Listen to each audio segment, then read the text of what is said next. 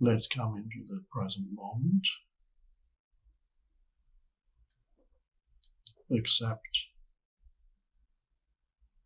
what is, whether it's sunny or snowing or rainy or bright or dark, hot or cold.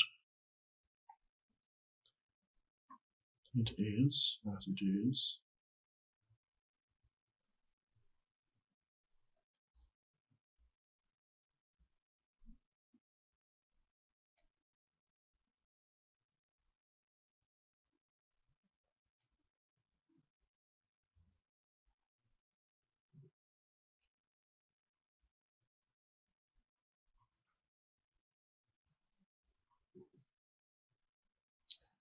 And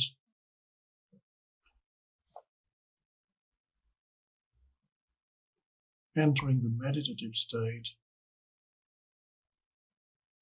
which is a state of presence. All you have to do, and it's not even a doing, is to become aware of yourself right now.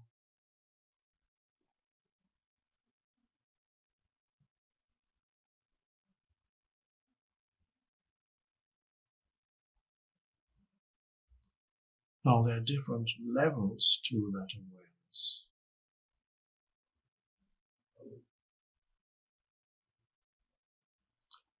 So what does it mean, becoming aware of yourself, and what are the levels of awareness?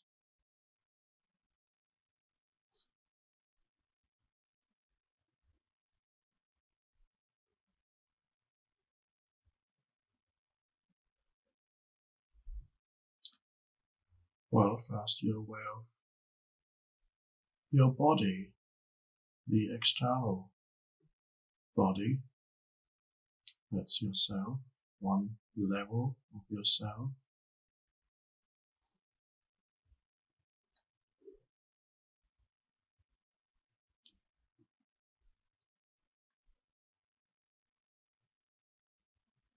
And then you notice you may already have an opinion about your body,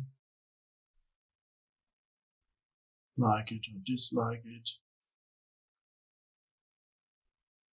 And that's already the next level of awareness, which is awareness of your thoughts.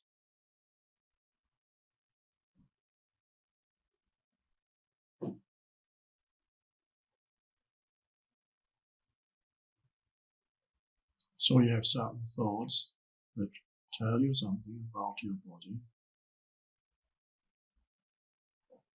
So there's already an interpretation, which is in the mind. And that level of thought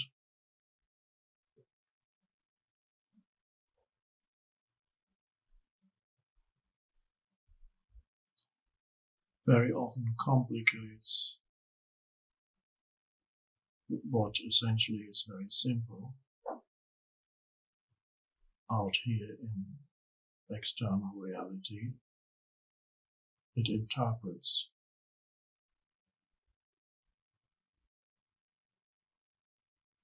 It objects. It likes or dislikes.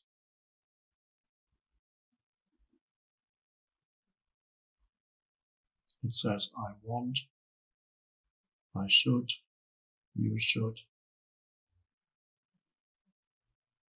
not have, I should not have.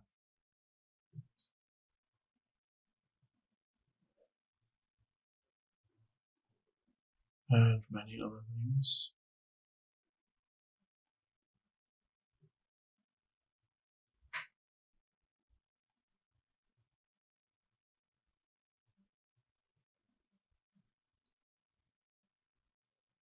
An entire sense of identity builds up around your thought patterns.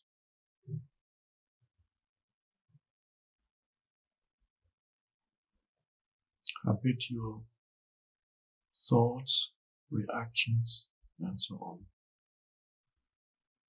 Leading to another level of awareness, which is the emotional level, which is linked to the level of thinking.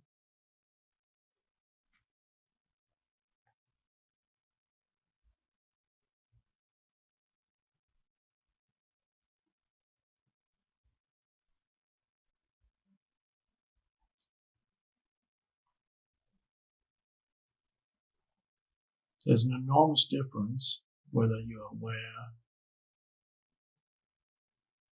of your thoughts and emotions, or whether the thoughts and emotions just appear and take you over so completely that that's all there is of you.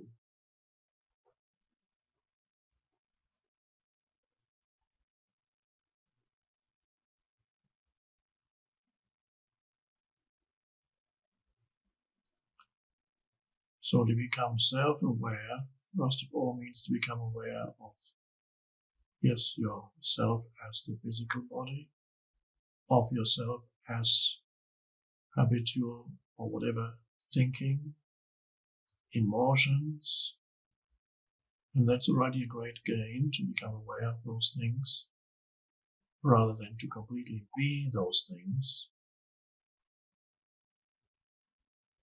And then at the deepest level, you are aware of your own awareness.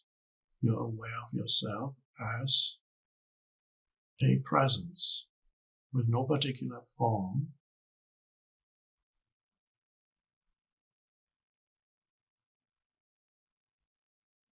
and that really is the essence of meditation.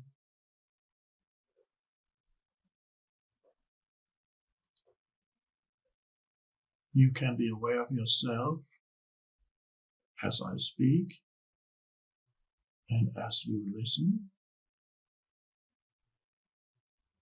Be aware of yourself as the presence that makes the visual and auditory perception possible. There is a presence there. You may be dreaming up this whole thing,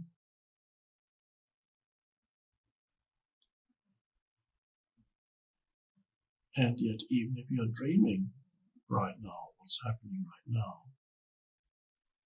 there is still, there has to be a consciousness, a presence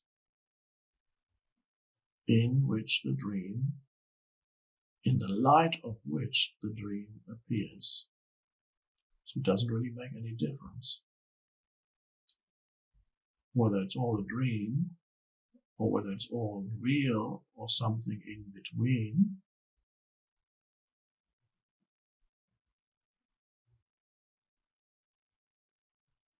What matters is that you are aware of the essence of yourself.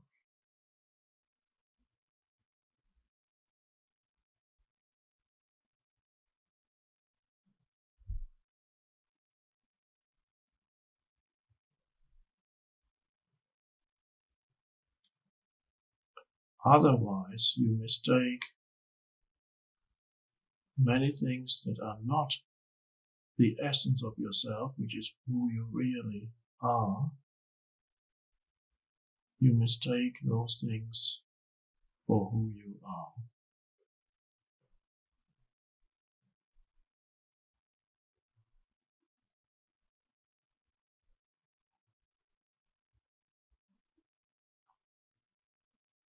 And then you're totally in the grip of whatever arises in your mind, in your mental and emotional field. Of course, that's what ego means, to be totally in the grip, totally identified with whatever arises in your mental emotional field. That's the ego, a misperception of who you are that needs to defend itself and enhance itself and protect itself continuously. reaffirm its identity through continuous thinking, very often dysfunctional, very often unpleasant and negative, and yet you're stuck with it, defending your mental positions all the time, fighting for your life, your psychological survival, the survival of the ego entity, which is made out of thought. And just being wrong in an argument is a terrible defeat. It's an injury to your sense of self.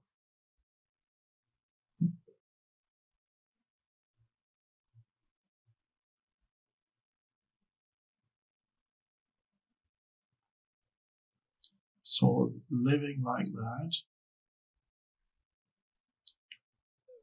we can call unconscious, not knowing who you are. We could even say it's being deluded.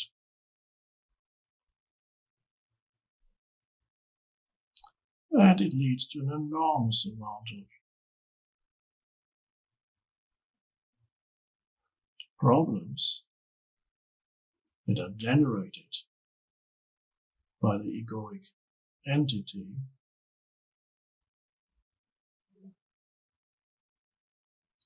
an enormous amount of misery and unhappiness.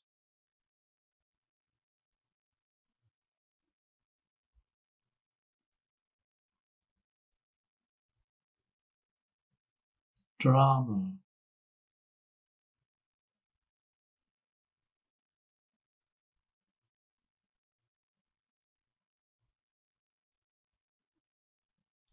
It's all unnecessary.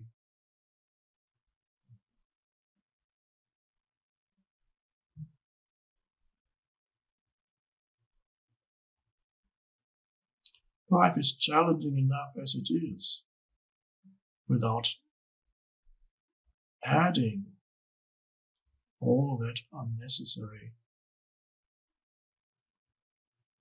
reactivity to it.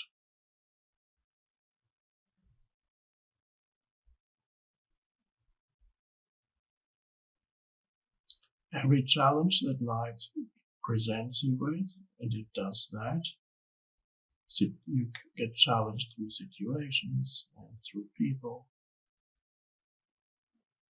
You get challenged the moment you are born.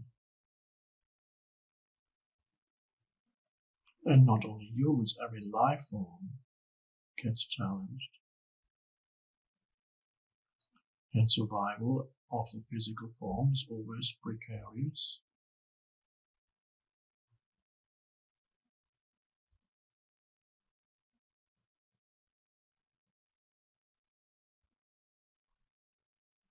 But you amplify the life challenges enormously through unconscious thinking and reactivity.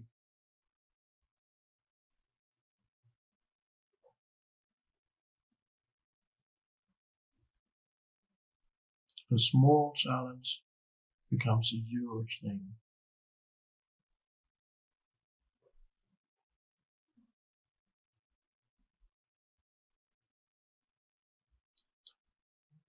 And it creates additional, the way in which you respond or react to a situation determines subsequent events. So if you amplify through your reactivity, you amplify a challenge that leads to further challenges.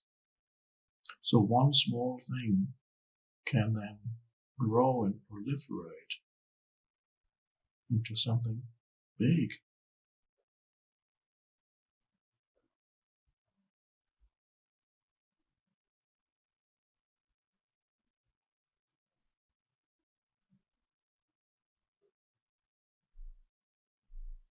So your degree of awareness, you can easily measure it, get a sense of where you are at by becoming aware how you react to everyday situations, especially challenging ones. Small challenges, mostly it's small challenges, occasionally a big one. Small, what does it mean, challenge? It means something doesn't go the way you would have expected or wanted it to go. Somebody doesn't do what you expected him or her to do or say, or they should have said, omitted this or that.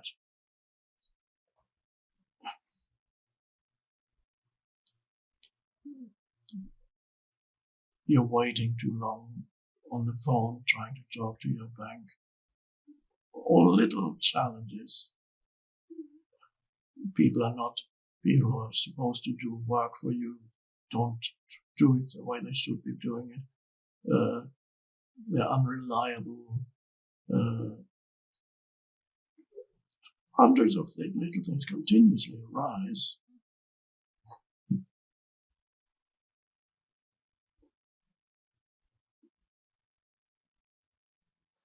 So the question is, can you deal with the situation in a way that is free of reactivity, so you remain peaceful and can still deal with it? If there's something to do, sometimes there's nothing to do, it just is, and there's nothing you can do about it. And any reactivity or complaining mentally or out loud is unnecessary baggage that you carry around.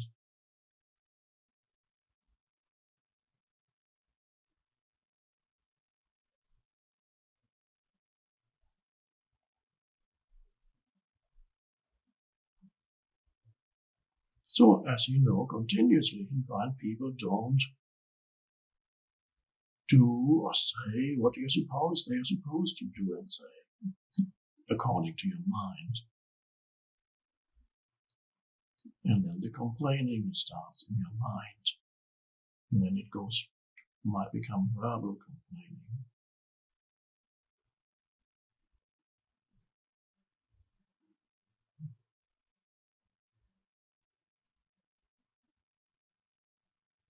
All that is unconscious living.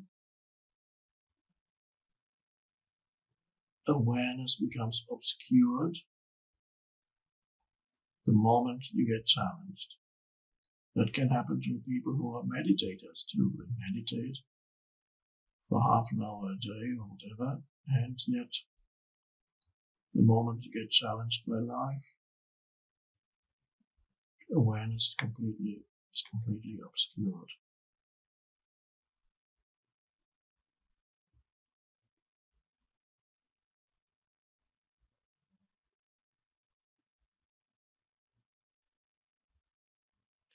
So the question is, in daily life, not just here, but this is a kind of training ground for daily life, where do you sense your identity, who you are? Where do you sense that? Do you sense that on the level of thinking and opinions, and likes and dislikes, and memories and expectations, as most people still do? Or do you sense a deeper identity, a deeper sense of who you are, deeper than anything that arises in the field of thought? A presence.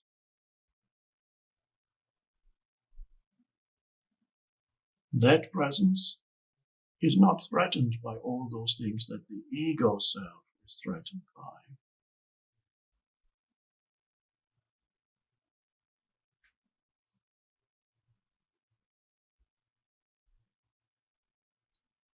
So the practice, the spiritual practice, is really a continuous one, and the greatest practice is daily life. The greatest spiritual practice is not when you sit in meditation. One could almost say it's a preparation for your spiritual practice.